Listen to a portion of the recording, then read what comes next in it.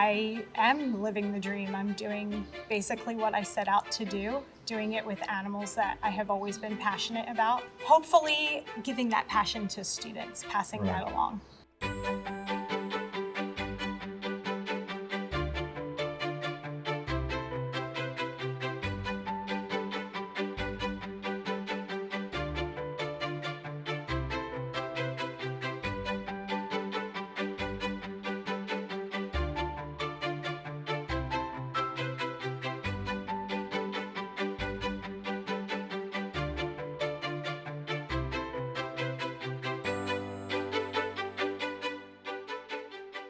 Rebecca, I want to thank you for having me here. We're in this great space. We'll talk about it in a few minutes.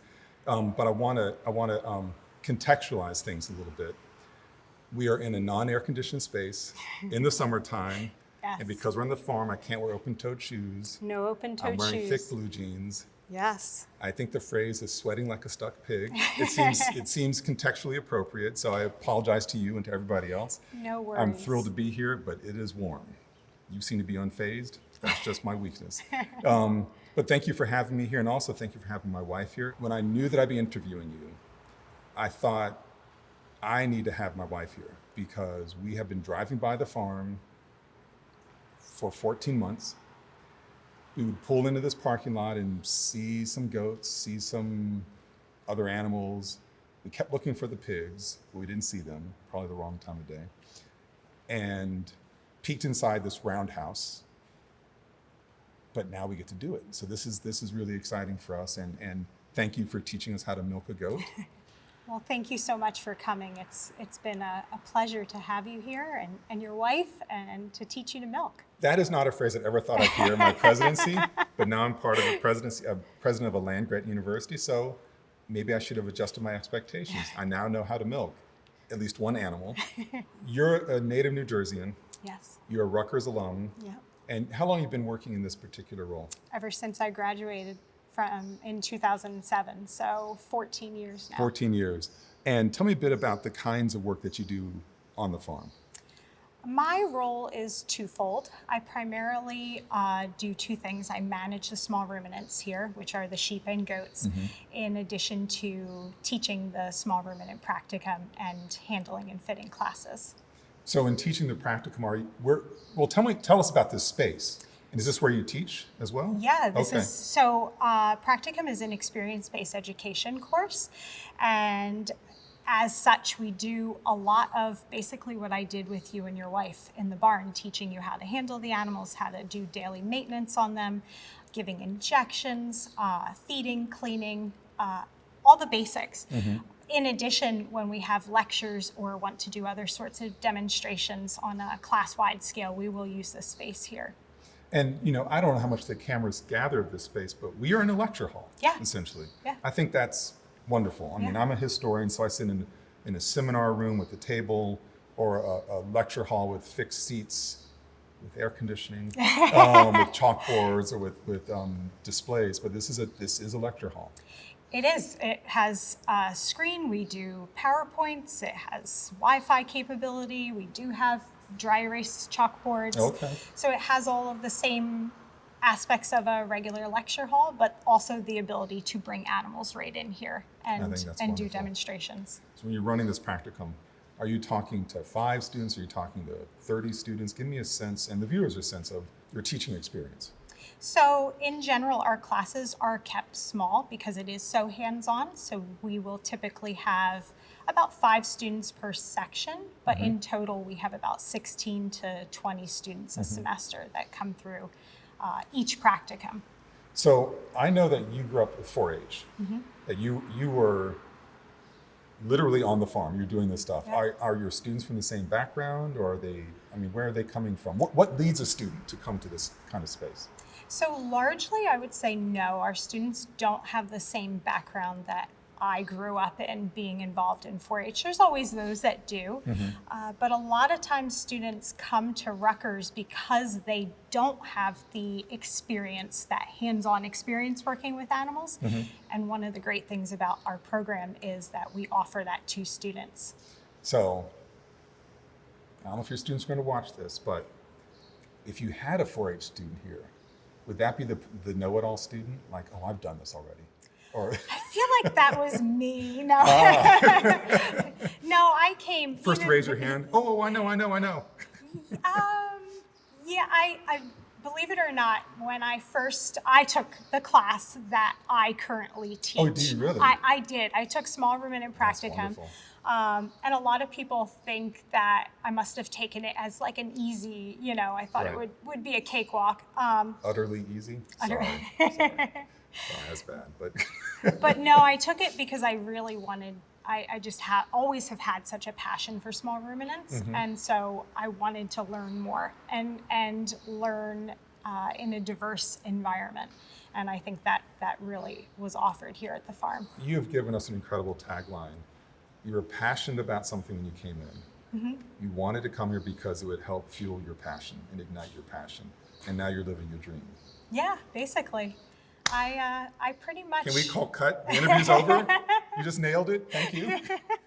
No, but that's amazing. Yeah, I pretty much came in wanting to be involved with Extension in some form. And I am living the dream. I'm doing basically what I set out to do and doing it with animals that I have always been passionate about, and hopefully, giving that passion to students, passing Right. that along. The fact that we are land grant and this is your teaching space and the milking barn is a teaching space. Are you traveling around the state or is your base really right here? Because I know our extension stations are everywhere. Yeah. So primarily we are based here. Okay.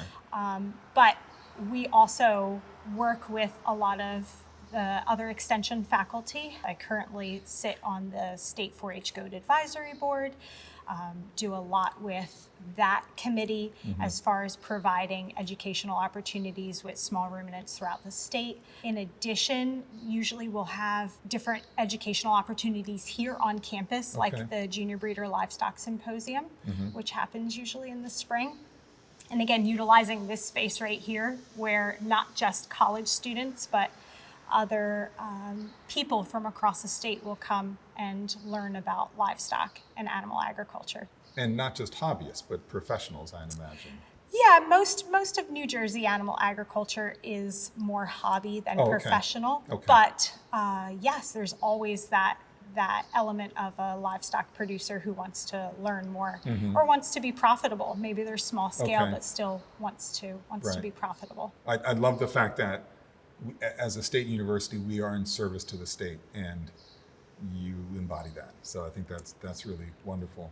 If one's visiting the farm, what is one going to find here? There's almost always something to be seen at the farm. Different times a year will depend on what you see, whether the animals are out on pasture or whether we have pigs in the farrowing house.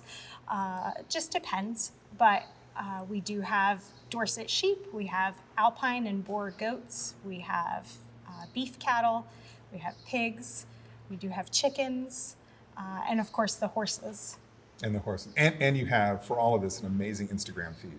Even when before I was president, I was in transition, I need to do some research. Like, I've never been at a place with a farm, with livestock. And I discovered the Instagram feed. And I don't know how much of it maybe you are the Instagrammer. I don't know, but There's a group of us that. it's pretty wonderful. Oh, thank you. Thank you. More than a few photographs were shared with my own family chat group.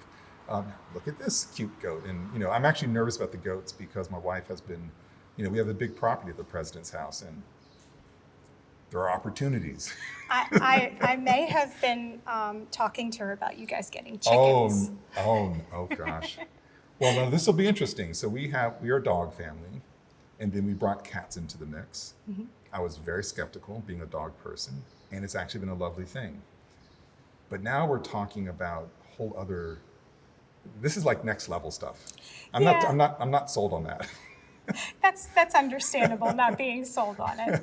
I can understand we'll that. see what You happens. could always come and visit here more. Visiting sounds lovely, in fact. I know that while goats and sheep are your professional world and part of your passion, you've got other passions as well. So I've seen these incredible videos of you with 2 different dogs, if I'm not mistaken, right? I have 4, Oh, okay. but yes, I only, do. Only 2 made the cut for the videos. Two are hams and 2 like Got it. to lay low. Yeah. One was a Westminster, was related to Westminster. I can't remember. It was Yeah. agility. Yes. And then another one was like a whirling dervish of Frisbee catching. Yes. So tell me Yes. about that, because those are no idle activities. No, I love to participate in dog sports, agility and disc primarily. So the Frisbee.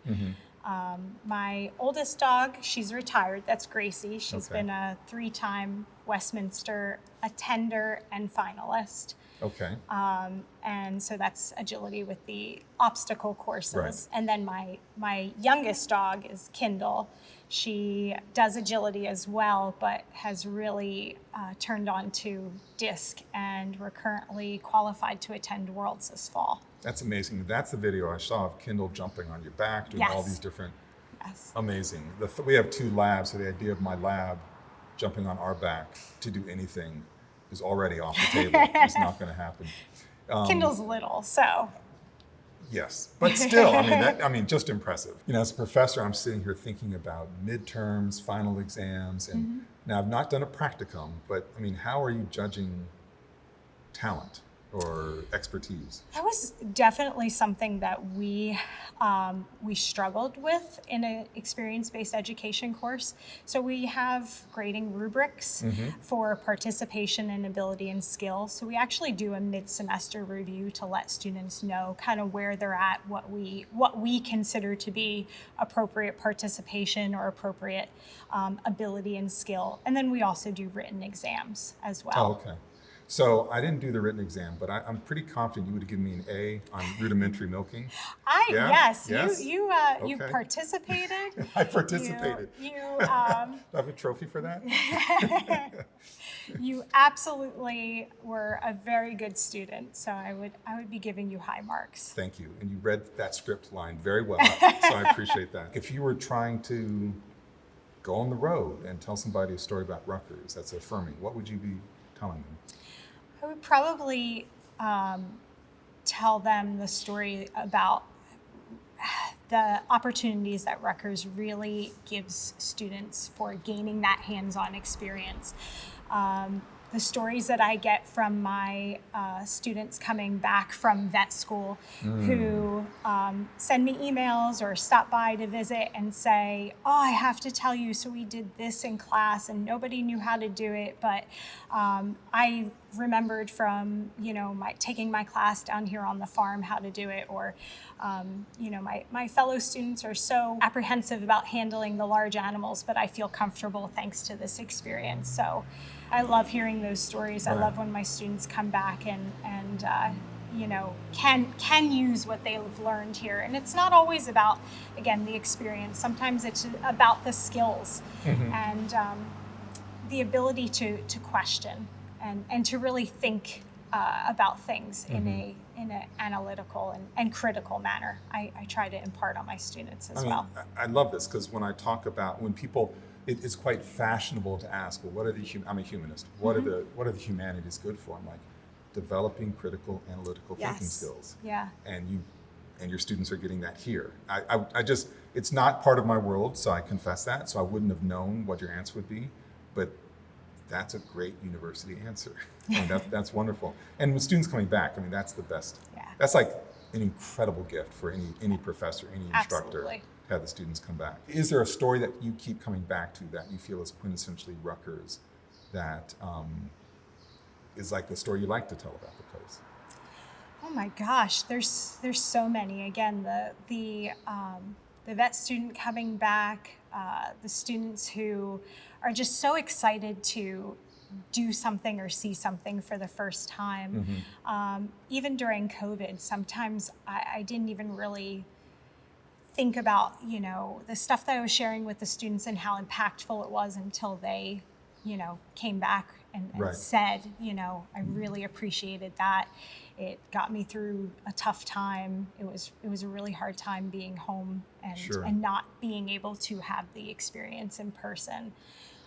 So yeah, just not only from a teaching aspect, but I get to work with animals that I love every single day, which is great. Get to know their And, personalities clearly. Yes. Yes. Yes, I can tell you little quirks about every single Right. one, and I think that's pretty cool too. What do you think you have to offer, your program has to offer, to the rest of Rutgers, to those students who aren't already 4-Hers, those students who aren't headed off to vet school, who aren't working the farm? What is your piece of that beloved community? I think it could just be the ability to even just walk around the farm. A lot of students just come down to kind of breathe easy and see the animals. I've heard students that maybe grew up in a farm setting but didn't choose animal science, and they find the ability to come to a more home-like setting comforting. I think we do have non-majors in our classes as well, and those students, for whatever reason, want to learn more about animals and animal husbandry, and are often some of our most engaged and excited students. So I think whether it is us teaching the next generation of animal industry people, or whether we are broadening people's understanding of animal agriculture in New Jersey and beyond, I think it's a big role that we serve. It sounds like a big role, and it feels important. Just you talking about students coming here to breathe resonates with me. My wife and I ran a residential college at another university, and our whole family was there. I mean, our kids were there, of course, and our dogs. And the dogs, for some of them, were like therapy. I mean, our dogs are definitely not therapy animals. They're completely uncontrollable in some ways. But just being around something familiar, Yes. something that you could give of yourself to, Yep. and that would be accepted, in this case, pets and belly rubs and treats, Yep. was a way to let students breathe. Yeah. And so I know that when I've been, on days when I've been like wanting to show people Rutgers, we're going from, it feels like a million miles away, to sports stadia and buildings on stilts and an urban-centered space, to this very bucolic setting. Yes. And I love that Rutgers is that complex. I always tell people that are interested in coming to Rutgers that Rutgers is as big or as small as you want it to be. I've been asking lots of different questions. Is there some question you need to ask me? I would like to know what you think the role of the farm, the role of Rutgers will be in the future for New Jersey's animal science and animal agriculture industries. That's a rather specific question. No, I think no. So I'm going to take a stab at it. When I think of Rutgers, my first thought is that Rutgers, it's in the title, it's the State University of New Jersey. And as a state university, as a state entity, I mean, it's written in the law. Our first obligation is to take care of the state in terms of its students, employees, faculty, and such. We need to be in service of the state. Now, Rutgers is so important as an institution. I believe it's in service to the state, to the nation, and to the world. But not every element of Rutgers has to be in service to all of those things. As you said, Rutgers is a big and a small place, what you want it to be. When I think of animal sciences or the role of the farm, it is about representing the breadth of what Rutgers needs to be, is obliged to be for the state. That, in fact, through the farm and agricultural extension, that allows us to cover the entire state. We are everywhere because of this part of the campus. For the students who are here, it's a place that could be a respite, but also a place of rigor and analysis and discovery through the practicum, as you mentioned. Beyond our students, I see it as a place of service.